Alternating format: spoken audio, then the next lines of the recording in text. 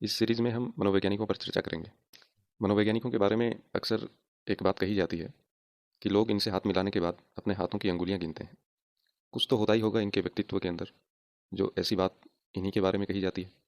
कुछ तो होता होगा मनोविज्ञान जैसे विषय में भी, जो व्यक्ति का व्यक्तित्व इतना पारदर्शी बना देता है कि वो सबके चहेते बन जाते हैं।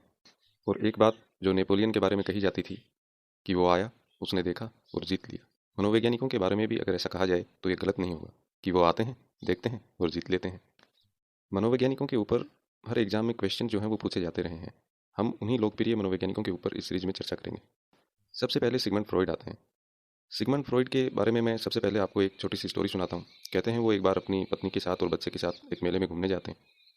पति पत्नी की चूंकि उम्र भी ज़्यादा होती है तो ऐसे में उनका आकर्षण का केंद्र कुछ और होता है, लेकिन छोटे बच्चों का चूंकि अभी वो बच्चे ही होते हैं तो आकर्षण की चीज़ें कुछ अलग चीज़ें होती हैं। दोनों पति पत्नी परेशान हो जाते हैं बच्चे से, क्योंकि बच्चा कभी कभी एक ही चीज़ को देखता रह जाता है, वो आगे नहीं चल रहा होता है, जबकि पति पत्नी जिन चीज़ों पे ध्यान देते भी नहीं है बच्चा उन चीज़ों की तरफ ही दे रहा होता है। थोड़ी देर बाद ये होता है कि मेले के अंदर वो बच्चा गुम जाता है। पति पत्नी इस बात से परेशान भी होते हैं, पूरी तरीके से कोशिश करते हैं कि बच्चा कहाँ मिलेगा। काफ़ी देर तक ढूंढने के बाद पत्नी को चूंकि चिंता ज़्यादा होती है, होने को चिंता तो हस्बैंड को भी उतनी होती है, बच्चा दोनों का ही है, किसी एक का नहीं है। लेकिन बस इतना ही होता है कि वो प्रदर्शित थोड़ा कम करते हैं, और पत्नियां चूंकि ज़्यादा भावुक होती हैं तो प्रदर्शित थोड़ा ज़्यादा कर देती हैं। पत्नी ने कहा, देखो तुम मनोवैज्ञानिक हो, जरा लगाओ अपना मनोविज्ञान, बताओ कि बच्चा इस मेले में किस भीड़ में कहाँ होगा। पति ने कहा कि इसमें मनोविज्ञान की क्या बात है, लेकिन फिर भी मैं कोशिश करता हूँ। होना हो बच्चा, जो पानी का जो वो फंवारा है मेले में उस ओर, हो सकता है बच्चा वहीं मिलेगा। दोनों फंवारे के पास जाते हैं, देखते हैं बच्चा भी वहीं था। आते समय पत्नी ने पूछा कि तुम्हें ये क्यों लगा कि बच्चा फंवारे के पास ही मिलेगा। तो सिगमंड फ्रॉइड ने बताया कि उन्होंने ही बच्चे से कहा था कि देखो मेले में तुम कुछ भी देख लेना, लेकिन जो पानी का जो फंवारा है उस फंवारे के पास मत चले जाना। लेकिन मेले में इतना शोर शराबा था कि ये बताने के बाद सिगमंड फ्रॉइड भूल गए कि उन्होंने बच्चे को ऐसा कहा था, लेकिन जब उन्हें ध्यान आया तो फिर बच्चा मिल ही जाता है। बच्चों का भी ये मनोविज्ञान है, सिगमंड फ्रॉइड ठीक से समझते थे, बच्चा उनको मिल गया। सिगमंड फ्रॉइड एक साइकोसेक्सुअल एनालिस्ट हैं। उन्होंने साइकोसेक्सुअल एक्टिविटीज़ का ही जो है वो मॉडल दिया है बच्चों के अंदर। सिगमंड फ्रॉइड पर हम इस सीरीज़ में बहुत अधिक चर्चा नहीं करेंगे, क्योंकि हम देखते हैं कि आजकल बहुत सी ऐसी यूनिवर्सिटीज़ हैं, यूएसए के अंदर भी ऐसी यूनिवर्सिटीज़ हैं, जिन यूनिवर्सिटीज़ के साइकोलॉजी डिपार्टमेंट ने इनको अपने सिलेबस से हटा दिया है। यूनिवर्सिटी ऑफ कैलिफोर्निया बर्कली एक ऐसा यूनिवर्सिटी है जिनमें सिगमंड फ्रॉइड नहीं पढ़ाए जाते।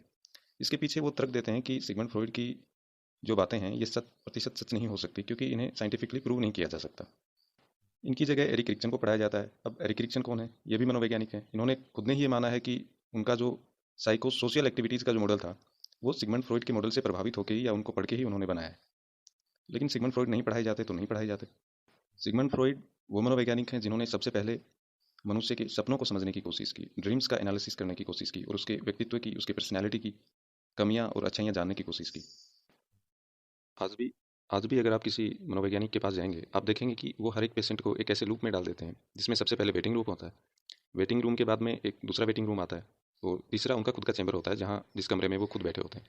आप पाएंगे कि मनोवैज्ञानिक जिस कमरे में बैठे होते हैं उनकी कुर्सी जो होती है वो गेट के पास नहीं होती है, वो गेट से दूर होती है। ये इसीलिए होती है ताकि अगर कोई पेशेंट गेट में एंटर करता है तो उन तक पहुंचने के लिए उसे थोड़ा चलना पड़े। अब चलना क्यों ज़रूरी है? मनोवैज्ञानिक ये समझना चाहते हैं कि जो जिस व्यक्ति ने गेट में एंटर किया है वो चल कैसे रहा है, उसका बॉडी मूवमेंट कैसा है, वो चलते हुए उसके पैरों में कोई आवाज़ तो नहीं आ रही है, वो देख कैसे रहा है, उसकी आईसाइट कैसे फंक्शन कर रही है। ये सब बातें वो क्यों जानना चाह रहे हैं? ताकि वो इंटरप्रेट कर सकें आपकी पर्सनैलिटी को, आपके मेंटल डिसऑर्डर को। किसी को लग सकता है कि अगर चलने में कोई आवाज़ करता है तो क्या ये पर्सनैलिटी डिसऑर्डर है? बिल्कुल डिसऑर्डर है। इंटरव्यू बोर्ड भी इन बातों को ऑब्जर्व कर रहा होता है। जब आप किसी इंटरव्यू बोर्ड में एंटर करते हैं, चलने में आवाज़ नहीं आनी चाहिए। आपने देखा होगा बहुत ऐसे प्रशासक होते हैं, स्कूल के प्रिंसिपल को भी देखा होगा, ये लोग जब चलते हैं इनकी आवाज़ बड़ी सहज होती है, चलने में कोई आवाज़ नहीं आती है। ये व्यक्तित्व की एक विशेषता है। ऐसे ही होता है, कुछ लोग जब बैठे होते हैं पैरों को हिला रहे होते हैं, हाथों को हिला रहे होते हैं, या कुछ ऐसे अजीब बॉडी की मूवमेंट करते हैं जो ठीक नहीं होते हैं। ये व्यक्तित्व में कमियां दर्शा रही होती है। इसीलिए अक्सर हमें घरों में भी टोका जाता है कि जब हम बैठे हुए अपने लेजर में बैठे हैं मान लीजिए, फिर भी टोका जाता है कि बैठे हुए पैर क्यों हिला रहे हो। सिगमंड फ्रॉइड ने 5 तरीके की स्टेजेस का जिक्र किया है। एक ओरल स्टेज है, दूसरा एनल एक्टिविटीज़ की स्टेज बोल सकते हैं, तीसरा फैलिक स्टेज है, जो फोर्थ स्टेज आती है वो सेक्सुअल लेटेंसी की स्टेट आती है, और जो अंतिम स्टेज जो है वो जेनाइटल स्टेज होती है। अगर मैं सेकंड स्टेज की बात करूं तो टॉयलेट ट्रेनिंग इसी स्टेज का फंक्शन होता है।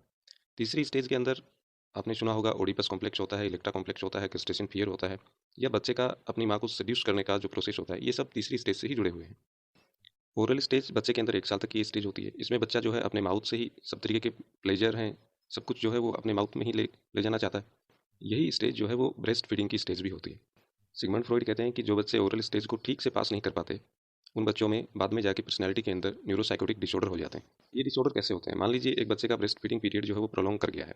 सिगमंड फ्रॉइड कहते हैं कि ऐसे में ये बच्चा बाद में जाके ऐसा हो सकता है कि ये बच्चा जो है जब भी हल्का सा स्ट्रेस में होगा तो थंब सक्लिंग कर सकता है, सिगरेट कर सकता है, पान गुटखा खा सकता है और अपने मुंह में कुछ भी रख सकता है, लेकिन उसे ये करना पड़ेगा क्योंकि जब वो हल्का सा स्ट्रेस में आएगा तो उसकी पर्सनैलिटी जो है वो रिवर्स बैक करेगी और वो अपनी ओरल स्टेज में चला जाता है। उसे नहीं पता होता है कि वो क्या कर रहा है, क्योंकि एक्चुअल में ओरल स्टेज में होता क्या है कि मदर ब्रेस्ट फीडिंग करा रही होती है, उससे बच्चे के सबकॉन्शियस माइंड के अंदर एक फीलिंग पैदा हो जाती है और बच्चा जो है ब्रेस्ट फीडिंग के समय इमोशनली और फिजिकली सिक्योर फील करता है।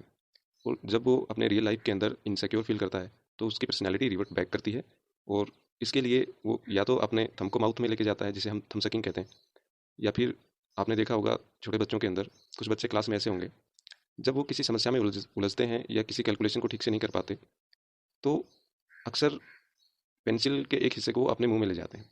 कभी कभी टीचर जो है इस बात के लिए टोक भी देते हैं और वो बच्चे की कभी कभी बेइज्जती भी कर देते हैं क्लास के अंदर।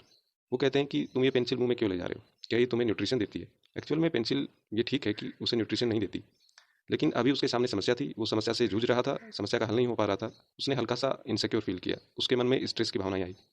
ऐसे में वो उस स्ट्रेस को दूर करने के लिए और इमोशनली और फिजिकली सिक्योर फील करने के लिए अपनी पेंसिल को मुंह में ले जाता है, क्योंकि उसकी पर्सनैलिटी टीचर ये नहीं समझ पाता कि रिवर्ट बैक कर गई है, भले वो अभी 6 या 7 साल का है लेकिन वो अपनी ओरल स्टेज में चला गया है। ऐसे में बच्चों को डांटने की बजाय उन्हें किस चीज़ से ये दिक्कत है ये जानना चाहिए। आपने देखा होगा जिनका ब्रेस्ट फीडिंग पीरियड प्रोलॉन्ग कर जाता है, तमाम ऐसे लोग होंगे जो लिप टू लिप किसिंग को पसंद करते हैं, बहुत से लोग नहीं करते होंगे। कुछ लोग कुछ लोगों के अंदर च्युइंगम चबाने की हैबिट होती है, कुछ लोगों में खाने की अधिक हैबिट होती है। सिगमंड फ्रॉइड इन सब चीज़ों के पीछे एक ही रीजन मानते हैं, वो ये मानते हैं कि इन बच्चों ने अपने जीवन में ओरल स्टेज को ठीक से जो है वो कंप्लीट नहीं किया होता है। इसके अलावा सिगमंड फ्रॉइड ने जो है इड, ईगो और सुपर ईगो जैसी पर्सनैलिटीज़ भी डिस्कस की हैं। अभी हम इन पे कोई चर्चा नहीं करेंगे। जो इनका बेहतरीन काम था वो माइंड के ऊपर था। इन्होंने माइंड को कंपेयर किया था एक आइसबर्ग से। जिस तरीके से आप देखते हैं कि आइसबर्ग का एक छोटा सा हिस्सा, मान लीजिए 5% या उसका 2% हिस्सा जो है वो पानी के ऊपर होता है, उसका अधिकतर हिस्सा जो है वो पानी के अंदर ही होता है, जो हमें दिखाई अक्सर नहीं देता। उन्होंने माइंड को भी उसी तरीके से कंपेयर किया है। वो कहते हैं कि माइंड के 3 स्टेज होती हैं। एक होता है कॉन्शियस, दूसरा होता है प्रीकॉन्शियस जो कि कॉन्शियस के थोड़ा सा नीचे होता है, और तीसरा स्टेज उन्होंने कहा है सबकॉन्शियस की। सबकॉन्शियस क्या होता है? जब हम दूसरे मनोवैज्ञानिकों पर जाएंगे तो वो सबकॉन्शियस शब्द का इस्तेमाल नहीं करेंगे, वो अनकॉन्शियस शब्द का इस्तेमाल करेंगे। कोई कह सकता है दोनों में अंतर क्या है? दोनों में कोई भी अंतर नहीं है। मैं कह सकता हूँ कि बस बहुत थोड़ा सा टेक्निकल सा ही अंतर है। मैं आपको समझाना चाहूँ तो मैं कह सकता हूँ, मान लीजिए आपका एक कोई दोस्त है, आपने कहा कि आप मॉल चलोगे, उसने कहा कि मेरा मूड नहीं है। आपने दूसरे दोस्त से कहा कि मॉल चलोगे, उसने कहा कि मेरा जाने का मन नहीं है। अब आप देख रहे हैं कि एक ने कहा कि मूड नहीं है, दूसरे ने कहा कि मन नहीं है। कोई सोच सकता है कि जो मूड है वो मन का ही पर्यायवाची है, लेकिन आप जानते हैं मूड मन का पर्यायवाची नहीं हो सकता। आपने मन के और भी तमाम तरीके के शब्द सुने होंगे। कोई कहता है ये साइकी है। आध्यात्मिक जगत में आप जाएंगे तो वो मन को मन ही लिखते हैं, लेकिन कभी कभी ट्रांसलेशन के तौर पे वो लिखते हैं कि ये हमारा इनर सेल्फ होता है। कुछ लोग इसको इनर साइकी भी कह देते हैं। मन मन ही है, ना ही तो वो इनर साइकी है, ना साइकी है, ना आपका मूड हो सकता है। कुछ लोग मन को आत्मा भी कह देते हैं। अब ये तमाम तरीके के शब्द जो हैं, सारे शब्द अलग अलग हैं, लेकिन हम ट्रांसलेशन के तौर पे यूज़ करते हैं, लेकिन हल्का सा टेक्निकल डिफरेंस हर किसी में होता है। आप मूड को मन नहीं कह सकते, आप मन को आत्मा भी नहीं कह सकते। उसी तरीके से अनकॉन्शियस और सबकॉन्शियस में हल्का सा टेक्निकल डिफरेंस होता है, लेकिन अभी हम उस डिफरेंस में नहीं जा रहे। अब अगर मैं बहुत शॉर्ट में आपको समझाना चाहूँ कि ये तीनों चीज़ें क्या है। मान लीजिए आप प्रेजेंटली हम जो कुछ भी करते हैं वो हमारा कॉन्शियस होता है। आप इस वक्त क्या कर रहे हैं आप ये बखूबी जानते हैं, क्योंकि आपका कॉन्शियस माइंड इस वक्त फंक्शन कर रहा है। आप जानते हैं कि आप किसी पब्लिक प्लेस पे हैं, या घर पर हैं, या किसी लाइब्रेरी के अंदर हैं, या किसी चेयर के ऊपर बैठे हुए हैं। अगर आप बैठे हुए हैं तभी आपका ब्रेन इस बात को जानता है कि आपके हाथों की पोजीशन क्या है, आपके पैरों की पोजीशन क्या है, आपके सामने क्या है, आपके पीछे क्या है और कौन लोग हैं। ये सब कॉन्शियस है जो हमें अलर्ट रखता है। तो फिर प्री कॉन्शियस क्या हुआ? प्री कॉन्शियस ये वो कॉन्शियस है जिसके बारे में हम अभी नहीं सोच रहे होते हैं, लेकिन हम चाहें तो उसके बारे में सोच सकते हैं। मान लीजिए मैं कहता हूँ कि आप अपने फर्स्ट क्रश को याद करिए। मैं कहता हूँ कि आपने कॉलेज के अंदर एडमिशन कैसे लिया, उस बात को याद करिए। अभी प्रेजेंटली आप इन दोनों बातों के बारे में नहीं सोच रहे थे, लेकिन जब मैंने कहा कि आप कॉलेज में एडमिशन कैसे लिया, उस बात को सोचिए, तो वो प्रोसेस आपके दिमाग में आ जाता है, क्योंकि वो इन्फॉर्मेशन आपके प्री कॉन्शियस ब्रेन के अंदर होती है, जिस इन्फॉर्मेशन को आपका कॉन्शियस ब्रेन मेंटल एफर्ट्स या मेंटल एक्टिविटीज़ के थ्रू उस इन्फॉर्मेशन को वहाँ से अपने कॉन्शियस में ले आता है और आप याद कर लेते हैं, आप बता देते हैं कि मैंने एडमिशन ऐसे लिया था। लेकिन सिगमंड फ्रॉइड कहते हैं कि हमारा ब्रेन का एक तीसरा हिस्सा भी होता है जो बहुत व्यापक हिस्सा होता है, जिसमें हमारे जीवन की तमाम तरीके की फैंटेसीज हैं, हमारे इमोशंस थे, हमारी फीलिंग्स थी और तरीके की इवेंट्स थे लाइफ के अंदर, और जो मेमोरीज थी, वो सब इंफॉर्मेशन हमारे इस सब कॉन्शियस ब्रेन के अंदर होती है। लेकिन इस इंफॉर्मेशन को हमारा ब्रेन चाह के भी कॉन्शियस माइंड में नहीं ला सकता, क्योंकि अगर इसका प्रोसेस क्या होगा लाने का, सबकॉन्शियस में जो इन्फॉर्मेशन होगी वो पहले प्री कॉन्शियस में आएंगी, प्री कॉन्शियस ब्रेन जो है हमारा फिर कॉन्शियस में लेके आएगा, तब हम कहेंगे कि मुझे ये चीज़ याद है। अब मैं आपसे एक सवाल करता हूँ। मान लीजिए मैं आपसे कहता हूँ कि जब आप 3 मंथ के थे, बुधवार का दिन था, आप रो रहे थे, लेकिन उस दिन आपकी मम्मी ने आपके ऊपर कोई अटेंशन नहीं दिया, क्या आपको याद है? आप कहेंगे मुझे नहीं याद है। बस सिगमंड फ्रॉइड यही कहते हैं कि आप झूठ बोल रहे हैं, क्योंकि जो आप कहते हैं कि मुझे याद नहीं है, जीवन की सब तरीके की मेमोरीज, फीलिंग, फैंटेसीज, इमोशंस जो हैं वो हमारे सबकॉन्शियस में चले जाते हैं, और जो इन्फॉर्मेशन सबकॉन्शियस में चली जाती हैं हम उन इन्फॉर्मेशन को रिकॉल नहीं कर पाते। बस यही हम झूठ बोलते हैं अपनी लाइफ के अंदर। कोई भी इवेंट हमारी लाइफ की, हमारा ब्रेन जो है उसको यूं ही नहीं गवा देता है, वो सारी चीज़ों को स्टोर करके रखता है। बस फ़र्क इतना है कि सबकॉन्शियस में जो इन्फॉर्मेशन जमा है हम उन्हें कॉन्शियस तक नहीं ला पाते। कोई कह सकता है तो फिर सबकॉन्शियस का रोल क्या हुआ? यही बात तो सिगमंड फ्रॉइड कहते हैं कि हमारा सबकॉन्शियस ही हमें पर्सनैलिटी के तौर पे या हमारे व्यक्तित्व को ड्राइव करता है, क्योंकि उसके अंदर जो इन्फॉर्मेशन होती हैं उन्हें हम रिकॉल तो नहीं कर सकते, लेकिन वो सब इन्फॉर्मेशन जो है वो हमारे बिहेवियर के रूप में प्रकट हो जाती हैं हमारे सामने। सबकॉन्शियस की और भी तमाम तरीके की बातें हैं। सिगमंड फ्रॉइड कहता है कि इसके पास जो भी इन्फॉर्मेशन है उसके यहाँ कुछ रूल अप्लाई नहीं होते, जैसे प्रेजेंट का, पास्ट का और फ्यूचर का एक रूल होता है बेसिक। वो कहता है कि इसके पास जो भी इन्फॉर्मेशन है वो सब प्रेजेंट में होती है, ये पास्ट जैसा कोई कंसेप्ट नहीं जानता। सबकॉन्शियस की एक कमी भी है। कमी ये है कि ये फैंटेसी और रियलिटी के बीच में डिफरेंस नहीं कर पाता। मतलब जब भी ये हमारे व्यक्तित्व में आएगा या जो भी इमोशन है वो ये सब रियल समझता है, इसके यहाँ फैंटेसी जैसी कोई चीज़ नहीं होती, रियलिटी ही होती है सब कुछ। हो सकता है वो चीज़ें हमने ना देखी हों, फैंटेसाइज ही किया हो, लेकिन ये ब्रेन वो नहीं समझता। अक्सर आपने देखा होगा जब आप किसी मनोवैज्ञानिकों के पास जाते हैं तो वेटिंग रूम में, मनोवैज्ञानिकों का वेटिंग रूम थोड़ा सजा हुआ सा होता है। आप देखते हैं कि वहाँ पर किताबें होंगी और भी तमाम तरीके की चीज़ें जो सजावटी हो सकती हैं वो हो सकती हैं। ऐसे में मनोवैज्ञानिक कभी कभी आपको मॉनिटरिंग भी कर रहे होते हैं जब आप वेटिंग रूम में बैठे होते हैं। वो देख रहे होते हैं कि अगर आप किताबों के रैक्स की तरफ देख रहे हैं तो आपकी नज़र किस किताब पर अधिक है, क्योंकि बस उस नज़र से ही वो आपके पर्सनैलिटी के जो मेंटल डिसऑर्डर होंगे उनको पकड़ने की कोशिश करेंगे और आपके व्यक्तित्व के बारे में एक अंदाजा लगाने की कोशिश करेंगे। कभी कभी ऐसा भी होता है जब आप उनके चैम्बर में जाते हैं तो वो आपको बिठा लेते हैं और वो कहते हैं कि ठीक है आप यहाँ बैठे रहिए, मुझे कोई काम है, मैं 10 मिनट के बाद आ रहा हूँ, आप बैठे रहिए आराम से। एक्चुअल में वो कहीं नहीं जाते हैं, कोई काम नहीं होता उनको। वो बस आपको मॉनिटर करना चाह रहे हैं, वो आपको देखना चाह रहे हैं कि इस 10 मिनट के अंदर आप किस तरीके की एक्टिविटीज़ करते हैं, और उसके बाद वो आपकी पर्सनैलिटी का ठीक से अंदाजा लगाने की कोशिश करते हैं। यही तो मनोविज्ञान है। सिगमंड फ्रॉइड आलोचनाओं में भी खूब रहे हैं।